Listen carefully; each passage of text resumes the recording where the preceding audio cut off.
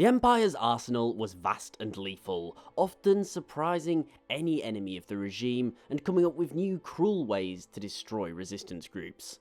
One key tool in the Empire's war chest was the ATST, or All-Terrain Scout Walker, a bipedal walker that was used throughout countless territories of the Empire to strike fear into the hearts of the enemies of the regime. But why was this machine so deadly? And why do we often associate it with not being so? Now, when we think of ATSTs, we normally think about how badly they got absolutely ruined during the Battle of Endor, when the Ewoks destroyed numerous walkers using very rudimentary weaponry. However, during The Mandalorian, we see two hardened veteran warriors.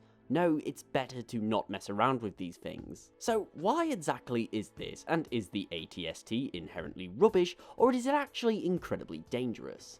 Now, I'm going to quickly go over the loadout of these vehicles, and I've got to say it's pretty impressive. It was designed by Kuat Drive Yards, and was nicknamed the Chicken Walker by the enemies of the Empire for pretty obvious reasons. It housed 2 crewmen and was just shy of 10 meters tall and cost approximately 75,000 Imperial credits, which is quite a lot considering it was one vehicle. The Empire normally went for quantity over quality. Now, as far as weapons, we have the chin-mounted dual blaster cannons, as well as another set of dual blaster cannons on the side, a grenade launcher, as well as a rocket launcher. The machines could also be heavily modified to feature mortars for long-range bombardments. The vehicle's crew was also protected by thick armor plating with 2 viewports. Interestingly enough, these 2 viewports were more of a psychological over a tactical thing. They were designed to create an imposing image of those looking at the vehicle, as if it was a giant soulless droid. Basically, the plan was to destroy morale just by sheerly intimidating them. Despite this, the viewpoints really actually weren't much use. The vehicle had a full 360-degree scanner to give the crew a complete view of the entire battlefield. Now, these vehicles were not slow. It could achieve speeds of up to 55 miles per hour or 90 kilometers per hour on flat surfaces. The central cockpit could rotate 240 degrees, allowing it to view and change target with ease. It was also equipped with advanced stabilizers, meaning the legs were very maneuverable. So this thing really could dodge and weave to avoid heavy fire. It was nowhere near as big and clunky as the AT-AT. Okay, now that we know the general stats, we need to understand why this vehicle was so dangerous. Now, it was designed primarily as an anti-infantry vehicle. Smaller weapons such as blaster cannons couldn't really touch it, and lighter vehicles such as speeders could not stand up to the weapon systems. For this reason, when we look at who they were fighting, which was often small bands of rebels who were poorly equipped, relying on hit and run tactics, they didn't have a lot of heavy ordnance readily available, and this made the ATST the perfect support vehicle for fighting them.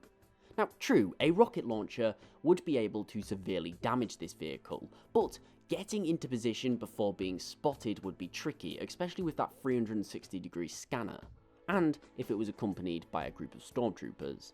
Also, the ATST often had a height advantage, allowing it to survey the entire battlefield. And height advantages are actually incredibly useful in firefights. It was also incredibly fast, agile, and strong. For this reason, it would just storm through any light cover or barricades that resistance groups would set up. And it was small enough to be able to traverse smaller streets and alleyways, which made it the perfect vehicle for suppressing civilians. You put a few of these in the streets of a city and people are going to think twice before misbehaving. So realistically, most rebel groups would probably run away, regroup, and rethink what they were doing if one of these turned up. But this does beckon the absolute massive question of how exactly did so many of these things get destroyed by jungle teddy bears? Well, I believe that there are 3 main reasons for this. One being that on Endor they did not have a height advantage. They were surrounded by towering trees.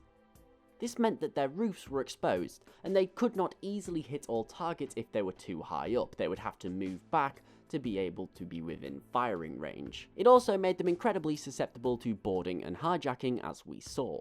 2 is that the Ewoks' way of fighting is incredibly primitive, and you might be thinking, surely that helps the Imperials. And yes, but also no. These were veteran soldiers. They were used to fighting armed rebels with rocket launchers, heavy blasters, mines, not pitfall traps and slamming logs. It's very likely that the AT-ST scanners did not pick up any of the Ewoks' traps. And with the limited sights from the viewports, they basically just walked straight into them. Finally, and this is something that is definitely the Imperial's fault, and that is that they were left exposed. You see, the weakest part of the AT-ST is its legs. They are relatively weakly armoured in comparison to the rest of the body. Now, traditionally, you would have an AT-ST accompanied by a group of ground troops, usually stormtroopers, to cover and protect the legs. This essentially stops enemies from getting too close. However, on Endor, this wasn't really possible. The thick brush and hostile terrain meant that these walkers were left to fight alone without adequate cover and protection of the more vulnerable parts. This meant that the rebels and the Ewoks could get in close to the vulnerable legs, forcing them to buckle and fall. Realistically, if these AT-STs were going out in groups so they could protect each other's legs, or if they were surrounded by stormtroopers, then this wouldn't have been a problem. Maybe the Empire should have worked more on flattening the terrain around their base before setting up there, because they basically just put themselves in a very weak position. Ultimately, I still believe that these were some of the best vehicles that the Imperials possessed with a huge amount of potential, and were probably responsible for putting down countless insurgencies on numerous worlds. But what do you guys think of the Chicken Walker? Lethal weapon or waste of resources? Let me know in the comments below. Thank you so much for watching. I really do hope you enjoyed this little lore video. If so, please remember to like, share and sub, as it is really appreciated and it helps the channel grow. Also, don't forget to follow me on Twitter at @TheLoreGuy and tick the bell for regular updates. Most importantly though, thank you so much for watching. I do hope that you enjoyed, and I'll see you next time.